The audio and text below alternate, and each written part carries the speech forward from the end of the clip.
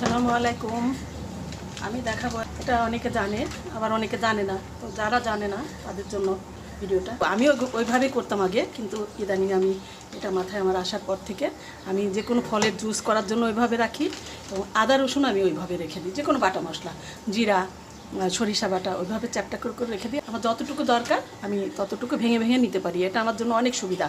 আর এটাতে হয় কি, মশলাটা অনেকক্ষণ বাইরে বের করে রাখতে হয় না।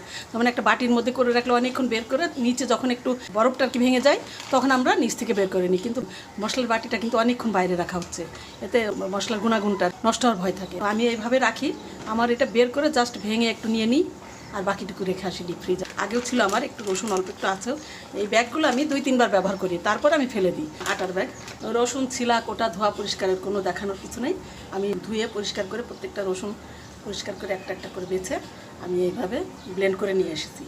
আমি জাস্ট শুধু কিভাবে সংরক্ষণ করি সেটুকু দেখানোর জন্যই আমি ভিডিওটা করা। এটা অনেক সুবিধা, অনেক।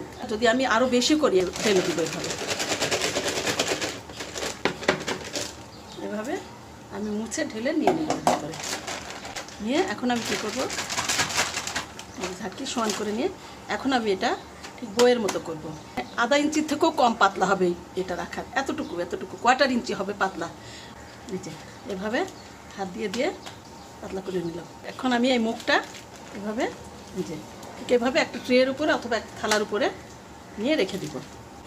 এই পাশটা উল্টো দিকে রেখে আমি এইভাবে নিয়ে নিলাম, দিয়ে আমি ডিপ ফ্রিজে রেখে দিব। ঠিক আদাটাও আমি ওইভাবেই করে নিব। একটা প্যাকেট নিয়ে নিলাম, আটা ময়দার প্যাকেট। এইভাবে আটা ময়দা মুড়ি যে কোনো প্যাকেট নিয়ে নিতে পারেন। এই যে আদাটা আমি ব্লেন্ড করে নিয়ে আসলাম, এর ভিতরে ঢেলে দিব। ঠিক এভাবে ঢাকে একদম নিচে নিয়ে নিব। এটাও ঠিক এভাবে পাতলা করে নিলাম। এই যে এখানে একটু চলে আসছে, এটা জমে যাবে। আমি যতটুকু লাগবে ততটুকু ভেঙে ভেঙে নিয়ে নিব। আমি এখন এই 2টা প্যাকেটই ডিপ ফ্রিজে রেখে দেবো। বরফ যখন জমে শক্ত হয়ে যাবে মশলাগুলো, তখন আমি থালা থেকে নামিয়ে এক জায়গায় সেট করে রেখে দিব। এতে ফ্রিজে জায়গাও কম লাগে। এটা ভাজও করা যাবে এভাবে ভাজ করেও এখন আমি ইচ্ছা করলে পরে জমাতে পারি। যে এভাবে পরিশ্রম কম হয়, ঝামেলা কম। এভাবে সবাই মশলা সংরক্ষণ করবেন, যে কোনো মশলা। আমি জুস যেগুলো দেখাইছি ভিডিও, সেগুলো এই ধরনের করে রেখে দিই এভাবেই। এটাতে যে কত সুবিধা হয় সেটা করে দেখলে বুঝবেন। একবার এই প্রসেস করলে বুঝতে পারবেন এটা কতটা উপকারী। 2-3 ঘন্টা পরে নিয়ে আসলাম, পরে করেছি। এখন সন্ধ্যা, আমি এভাবে প্যাকেটগুলো খুলবো। এটা আদার, এটা রসুনের। প্যাকেটটা খুলে আমার যতটুকু লাগবে ঠিক ততটুকুই আমি এভাবে হাত দিয়ে ভেঙে নিয়ে নেব। এতটুকু আমি কোনো ব্লক সিস্টেম করব না। আর যদি মনে করি ব্লক আকার করব, তাহলে বের করে এভাবে কেটে কেটে রেখে দেওয়া যায়। তো আমি ওইটার ঝামেলায় যেতে চাই না। ওটা আর ঝামেলা করা কেন করতে যাবো? যাতে পাতলা হতে এটা এভাবে টুকরা করে করে ভেঙে নিয়ে নেব।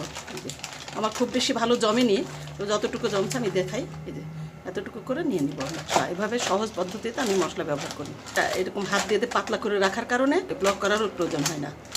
এভাবে সবাই মশলা সংরক্ষণ করি। আর ফলের জুসগুলো যেগুলো দেখায় সেগুলো আমি ব্লক করি কেন, সেগুলো একটু মোটা করে রাখি। এই জন্য একটু কেটে আলাদা আলাদা প্যাকেট করে করে রেখে দিই। যেদিন যতটুকু লাগে আমি বের করি। তো সবাই ভালো থাকবেন। ফি আমানিল্লাহ। আল্লাহ হাফেজ।